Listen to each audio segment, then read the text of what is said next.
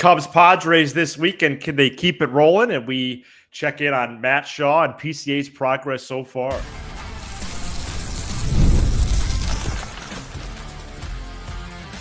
You are Locked On Cubs, your daily Chicago Cubs podcast, part of the Locked On Podcast Network, your team every day. You are Locked On Cubs, part of the Locked On Podcast Network, your team every day, alongside Sam Olver. I'm Matt Cozy. Sam and I are lifelong fans, taking our passion into a discussion with you on all things Cubs. Thank you for being part of the show and making us your first listen today. The best way you can help us grow the show is to listen or watch every day. Today's episode is presented by Game Time. Download the Game Time app, create an account, use code LOCKEDONMLB for $20 off your first purchase. Hey, just a reminder, we are here 5 episodes per week talking about all things Cubs. Monday mornings episode, always out of the weekend, and the rest of the shows per week, usually Monday through Thursday evening, shortly after the game, or like today when the Cubs are not playing. Make sure to check out the Samcast, as I call it, where you can watch along with Sam. We don't have the next one on the schedule yet. But I gotta wait. I gotta wait until they lose. Now I can't ruin the win streak. Those will be in the rotation this year. We do listener call-in shows a few times this season, and beginning this Friday, exclusive audio following Friday 120 home games, where Sam and I will post to your preferred audio feed with a 10 to 15 minute wrap up of the game. And you can meet us this Saturday at Almost Home, right down the street from Wrigley Field, 11 a.m. to 1 p.m. I will give a full weather report, second segment. It's going to be a little better than I thought, but it is going to be cold. But please come to Almost Home if you're going to be in the area. All right, first segment here. We're going to give a progress report for at least a couple of the guys more fully, and then I even have all 13 position players in front of me here, Sam. But yeah. Matt Shaw was someone that you were really excited to see entering the season, and let's start there. Yeah, and stay tuned. The second segment, I got a little monologue I'd like to do because it's really important to me. It's about this weekend. It's about this baseball team. So Matt Shaw and PCA are two guys that are basically having the same starts to the year. PCA 200, 282, 286. Matt Shaw 206, 308, 324. But I think they're in very different spots. And I think that's where small sample size can get you a little bit if you look at the numbers. And that's why process, especially early in the campaign, is so important. So when I look at somebody like PCA, I know like Boog's been talking a lot about, Boog has his each guy, he'll have his thing that he says a lot. Like, now it's PCA swinging a ton, which you've been pointing out for a while. And he's right. Mm-hmm. But I don't think with PCA, his swing rate is always going to be high.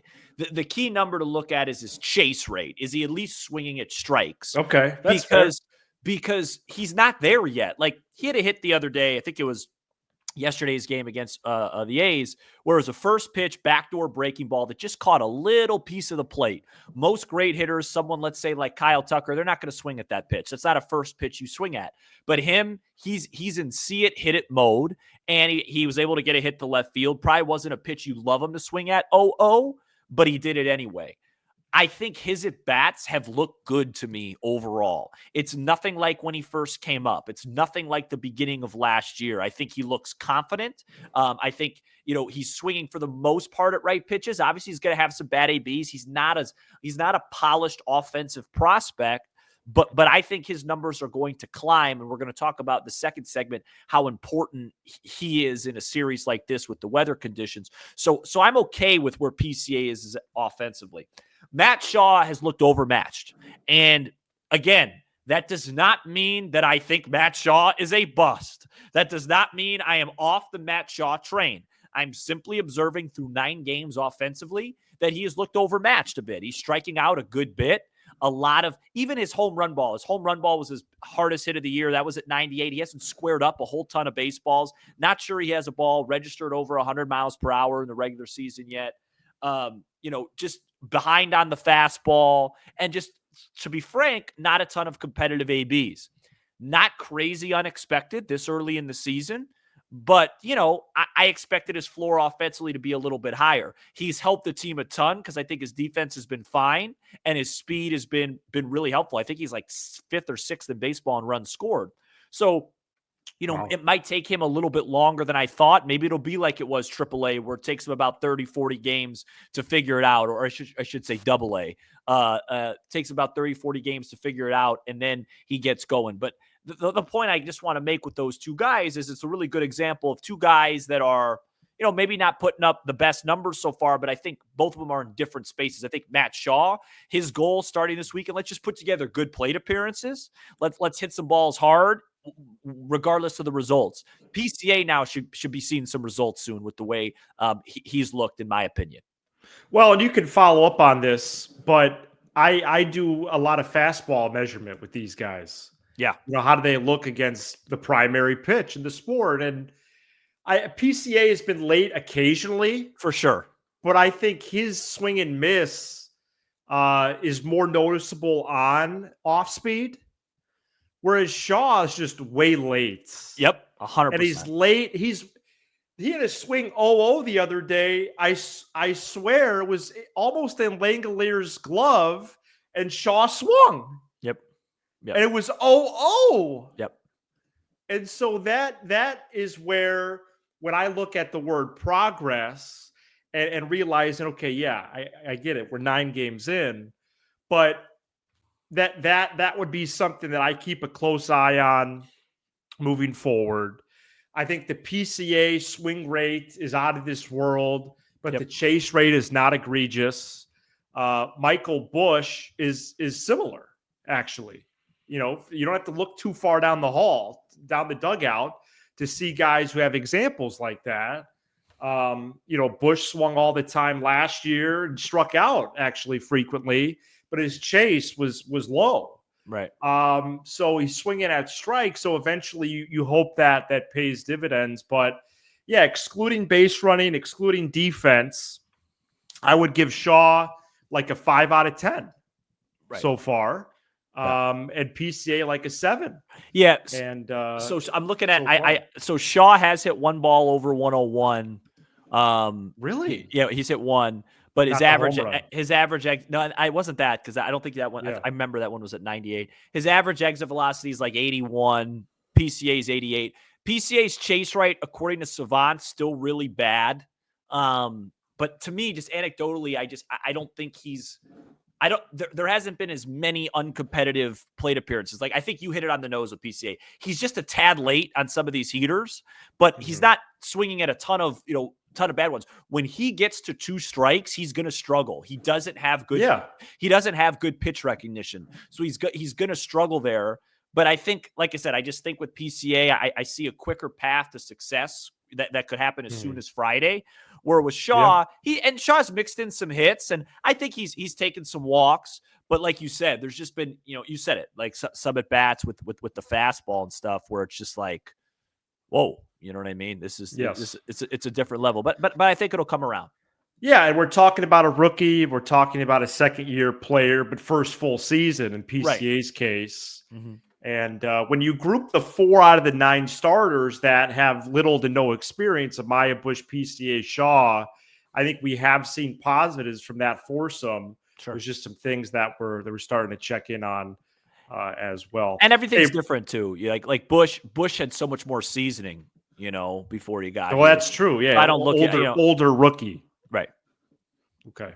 All right. Coming up next, we're going to do a full preview of Cubs Padres 3-game series. The Cubs return to Wrigley, first time since September of last year. Stay tuned.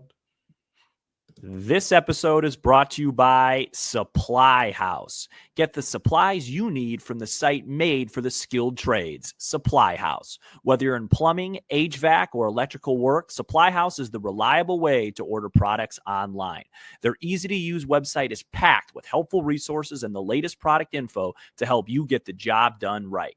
Plus, with a complete inventory of over 200,000 parts from 400-plus top brands, you'll find exactly what you need delivered fast fast from coast to coast. Need help with an order? Supply House offers expert support and industry-leading service, so you'll always talk to a real person. And for trade pros looking for an extra edge, they're free. Their free Trademaster program offers exclusive perks like a dedicated phone line, free shipping, and discounts on every order. Thousands of skilled professionals are already taking advantage. Now it's your turn. Join the Trademaster program today at supplyhouse.com/TM and start ordering plumbing, HVAC, and electrical supplies with just a few clicks. Plus, use promo code SH5, that's SH5, for 5% off your first order. That's supplyhouse.com. Today's episode is brought to you by Just Ingredients. When it comes to fueling your body, quality matters. That's why Just Ingredients is changing the game with clean, high-quality products designed to support better health and peak performance. Just Ingredients offers an NSF-certified line of protein powder, electrolytes, pre-workout, and creatine, all rigorously tested to ensure they're free from substances banned by major athletic organizations. Just Ingredients also just partnered with two-time MVP Bryce Harper, who trusts their NSF-certified sports line to fuel his training and recovery. This huge bag of chocolate protein powder that Just Ingredients just sent me has been huge for my workout routine, and it tastes amazing. Just Ingredients is so good, so many good flavors, and I love that they prioritize wholesome, nourishing ingredients without the artificial junk. Visit justingredients.us and use code LOCKEDONMLB for 20% off. That's justingredients.us and use code LOCKEDONMLB. Cubs Padres this weekend at the friendly confines, Wrigley Field. Padres enter the series, no losses, one of two undefeated baseball teams. And that's going to change. And that's going to change. Cubs 5-4, Padres 7-0. I'll give you the probables and then turn it over to Sam. All three games at 120. Imanaga, Vasquez, Boyd, Pivetta, Brown, and Hart. Cubs are minus 158 as of our recording time on FanDuel for Friday. Over under run total, only 6.5 runs. Friday, cloudy and 40 with the wind chill. Saturday, cloudy and 43 with the wind chill. Sam and I will be at that game. A 300 level, by the way, if you're going.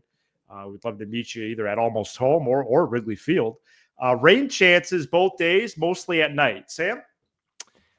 So important moment here in this episode.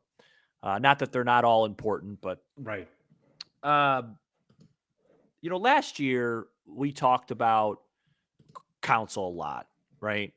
And a lot of what we talked about was really not on the field, right? Motivation, enthusiasm, defending your players, et cetera, because let's be honest, he didn't do a lot that stood out great on the field, but there wasn't a whole lot of, whoa, what is he doing? There just weren't, right? Okay. Nor should there be for what he's getting paid. Right. What I really thought, especially looking back on the season and looking back at the Wrigley Field conditions, was that the Cubs did not take advantage of those conditions and played more aggressive, small ball, first to third, steal, hit and run baseball. And I believe a lot of this rhetoric that's come out of spring training about speed has to do with that. And I thought Counsell was slow to adjust to that, because even if you're the most analytical person and the home run ball is the best, you could go to any college you want. When the wind is blowing in, like it's going to blow in Friday and Saturday, sitting around and waiting for a home run ball is bad baseball. It's bad baseball. Can't do it.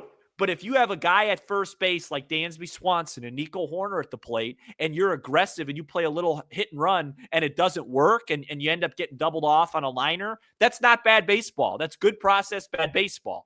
Now, if you do that when the wind's blowing out at 20 miles an hour and the over-under on the game's 12.5, that's not good baseball. But tomorrow and this weekend I want to see this team show that they learned from last year, the Yankees series and all these other series. If Giancarlo Stanton and Judge can't hit it out, neither can we. So I'm not saying no home runs are going to happen, but this is the type of series. Take advantage of the Nico, PCA, Shaw, slot the order. If those guys get on, let's run. Let's make things happen. Even if it doesn't work, let's try, because it's as simple as it could be a 0-0 game in the fourth and or the fifth, let's say, and PCA's on first and he's running, and Matt Shaw hits a routine double play ball to second base. But because PCA's running, the second baseman goes and covers. He gets to third base. Cubs end up scoring 2 that inning and win the game 3-1. That is what I love about baseball, and that's what I love about these conditions. It's really, the Tatises, the Tuckers, of course, they're going to have their say, but it's going to come down to the little things when the wind's blowing in. Can you throw strikes? Strikes are going to be a really big thing. Porter Hodge, Presley have to come in and throw strikes, because fly balls are a really good thing this weekend if you're a pitcher for the most part. And I want to see Craig and this team adjust a little bit, because it's just frankly stubborn to go, well, we don't want to run. We're waiting for the home run ball. Well, unless Barry Bonds is walking through that door, it's going to be a really tough, you might get one, but to get multiples like you did in Sacramento this week is going to be really difficult. So play the game. And PCA in an interview yesterday after the game even said, when the conditions are like this, it forces you to play the whole game. I'm paraphrasing. So they know it, they're aware of it, and I want to see that taken advantage of. Use the conditions as a home field advantage and be aggressive starting Friday at 1:20. Wow. Well, I couldn't have said it better myself. I'm always for putting guys in motion on the base paths. I would love to see even PCA with 2 outs this weekend. If there's a path to him butting for a base hit, he should do it. He should do it. Why? Because then he'll be on second a few pitches later. We really haven't seen him steal yet. He's got 1 or 2 steals so far. 2. Yeah. Sunday. Actually, I think the Sunday weather is going to be pretty much the same too. So three very similar weather days here. You cannot swing if you're playing any of these days. Either dugout is the same as usual. Don't expect to have a great weekend at the plate. Don't, because that's the type of factor not only Wrigley can have, but Wrigley in these types of conditions. And Randy Vasquez had 4 or 5 walks in his first outing last week. The Cubs should get to him, especially if the pitch count is 20 plus in the first frame, 35 plus in the second, something in that combo. Because the Cubs at bats these last 7 games, and especially the last 3, pitch counts to the ceiling. I mean, what Mark Kotsay did Tuesday with Luis Severino, Irresponsible. Understand? Yeah, it was irresponsible. I'll never understand it. And the A's were losing. Yeah, it was irresponsible. So, and then Nick Pivetta was outstanding last week. Good pitcher. Kyle Hart was kind of in between Vasquez and Pivetta. Pivetta was on my list, remember? I know. And Kyle Hart pitched in the KBO the last few years. He's back stateside. One thing I did want to note here with some probables and the matchups is Justin Turner against Pivetta, Sam. Could we maybe see Turner at first on Saturday afternoon?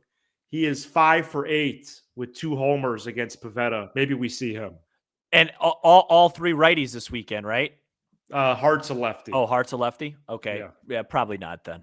So Turner will probably play Sunday. Yeah, Council doesn't really put a whole lot of stock in those small sample sizes, at least from that's last fine. year. And that's fine. And that's fine.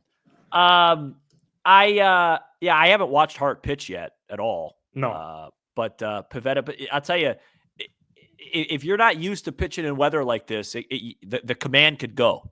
Imanaga's had a little bit of trouble with the walks. If you want to be picky through the first 2 games, as long as he throws strikes, there's no better time to be a fly ball pitcher than at Wrigley in April. So excited about that matchup. Confident. Think the Cubs are justified favorites. Wouldn't be surprised if it got even a little bit higher on Friday, and then you win on Friday, split the last 2, and take 2 of 3 against a very good baseball team.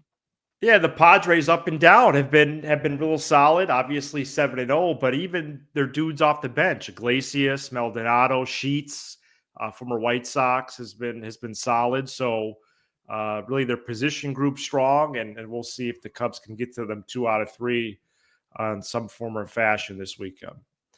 All right, a lot of baseball. Baseball now obviously firmly underway. Let's get to the other NL Central teams. We do a roundup of the other teams in the division right after this. This episode is brought to you by Game Time.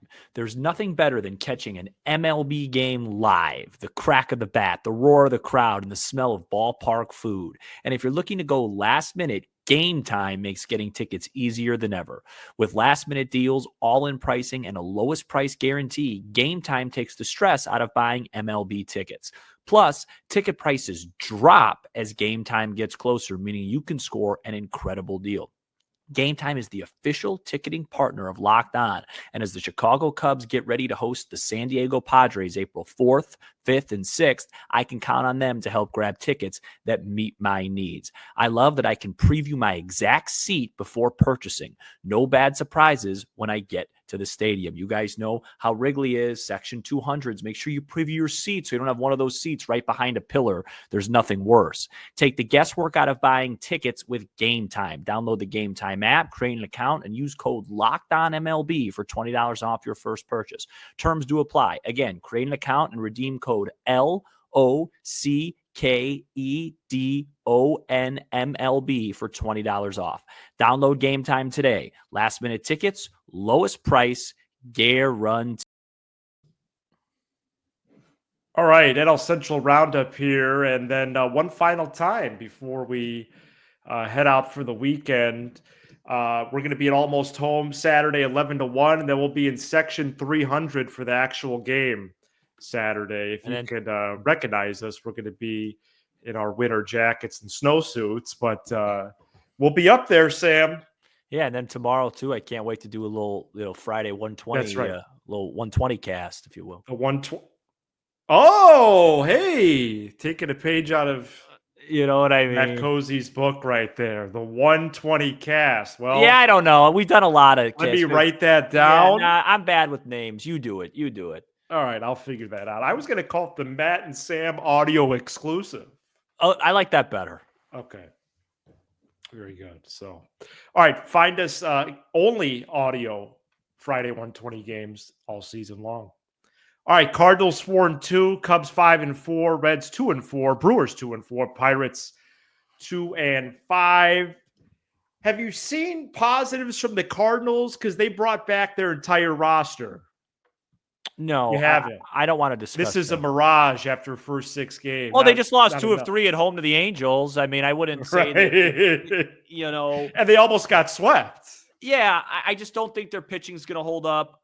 My focus right now, for example, this evening, we're recording about 6:20. We're about 20 minutes away from first interdivision pitch games over at American Family Field. The Brewers host the Reds. I would love to see the Reds sweep. Like, I want the Brewers as far away as possible. Interesting. That's just where I'm at right now. And I don't know if I agree with that. No, and a lot of people probably don't. Okay. But for me, I am tired of that team. And if we can get them as far away as possible, I'm good with that. So, observations early. I feel really good. I feel really good about this sentiment. Cincinnati needs Matt McClain and Ellie De La Cruz to be 2 of the top 3 guys in this division. If it's De La Cruz, Tucker, McClain, then the Reds have a great chance. If one of those guys is just pedestrian, I just don't think their offense is deep enough. I just don't. I like Hunter Green. I like some of their young arms, but their offense is not deep enough after those 2 dudes. And De La Cruz is one of the best players in the division. He is, but he has to perform like it, and he has so far. McClain is I don't think he has a seat at that table yet, but they're just so thin after that, like you said. But he could. Right. Brewers look like the Brewers to me, but not as the pitching is a real question. And obviously it's early. They got crushed in New York, so their stats are all inflated, but it just doesn't have the pop. Peralta is just, man, aren't you tired of that guy? And I mean that as a compliment. I mean, absolutely. I watched his last year with them. I watched him play pitch. Did you know that? Yesterday. No, I didn't. Against yesterday, and it's just like he's just so good still. But after that, I mean, Nestor's throwing tonight. We'll see if he bounces back. Savale, I believe, is already on the IL. It's not. I might put that game on. Oh, no, I'm going to be watching it. I'm going to have a nice, healthy meal tonight. Okay. Get to bed at about 10:30. It's going to be lovely. St. Louis, Newt Bar. Newt Bar is off to a really good start. I've always been really fans. Good start. I've always been fans of Newt Bar and Donovan. And those guys, those guys could hit, but again, they're pitching. Mason Wynn just got his first hit yesterday. Yeah, and Contreras has gotten off to a very slow start. Yeah. And then, I guess it's fair, to Pittsburgh, when Skeens pitches, they're really good. And that's pretty much it. And that's the 2 games they won, right? I believe that's correct. Yes. Yeah. Yeah. He's well, I don't mean to laugh because I did see some of that game with the Rays at Steinbrenner Field Wednesday. He was excellent. Can I ask you a question? Yeah. And here's a great question for the listeners. If you're still with us, please comment below. Yeah. If you could have any player in the division on your team, if you could pick one, who would you pick? Skeens. It's either Skeens or De La Cruz, isn't it? I think it's Skeens for me. I think I'd have to pick Paul Skeens. Oh. I mean, if you were to probably pick Bryce Terang. No, if you were to add Skeens to this team, I can't finish that sentence. No, it would be massive. I couldn't finish that sentence. If you were to go Skeens, Steele, Skeens, Imanaga, Steele, Tyone, Boyd, and add that and then move Brown to the pen and all that. I mean, goodness gracious. You know who's looking good already this season? And I wanted him so badly. Give me a hint. Of course, the Cubs didn't sign him. Hint was Cardinals' opponent. Kyle Hendricks? Well, he did actually look pretty solid. Oh, Kikuchi? Kenley Jansen. Oh. 0 for 3. Kenley Jansen. Yeah, I mean, what was up with that? Why couldn't the Cubs have signed him again? And David Robertson still doesn't. That's a weird one. Yeah, it is. Just a quick breaking news: Aaron Judge just hit another 3-run homer. Go Cubs. So he All went right, off, that's gonna do it for us. He went off Merrill Kelly, who the Cubs should have scored a lot of runs in. Now, of course, the Cubs have had one complete dud of a game, and it was my watch along.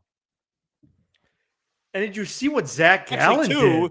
Actually, 2, and the other one was a watch along in Japan. Did you see what Zach Gallen did in his second start? Yeah, I think he struck out like 13 guys or something. Yeah. Yeah, no, they're Cubs caught him at a good time. No, they're a really good team.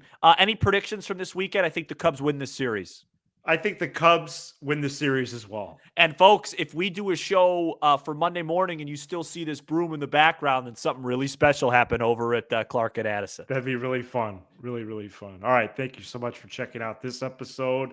We are here 5 episodes per week, plus an audio exclusive Friday 120s, talking about all things Cubs. All right. We'll be back.